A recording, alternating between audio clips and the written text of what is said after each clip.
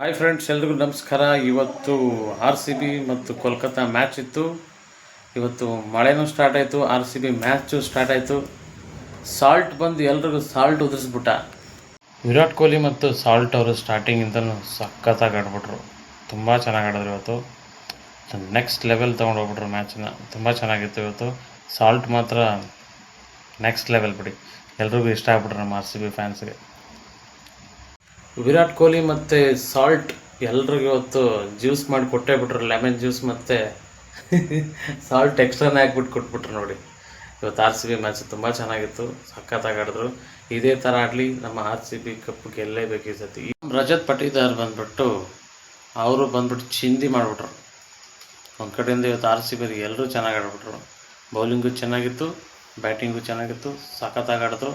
ಇದೇ ಥರ ಆಡಲಿ, ಈ ಸತಿ ಕಪ್ ನಮ್ಮದೇ, ನಾವು ಗೆಲ್ಲೇಬೇಕು ಈ ಸತಿ.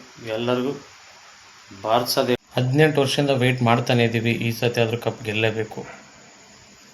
ಕಪ್ ಗೆದ್ದುಬಿಟ್ರೆ ಬೆಂಗಳೂರಲ್ಲ, ಇಡೀ ಕರ್ನಾಟಕನೇ, ಎಲ್ಲ ಕಡೆ RCB ಫ್ಯಾನ್ಸ್ ಯಾರು ಇದ್ದರೂ ಎಲ್ಲ ಚಿಂದಿ ಪಟಾಕಿ ಉದುರಿಸಿ ಹಾಕ್ಬಿಡ್ತಾರೆ ನೋಡಿ. ಈ ಸತಿ ಆದರೂ ಗೆಲ್ಲೇಬೇಕು, ಈ ಸತಿ ಕಪ್ ನಮ್ಮದೇ.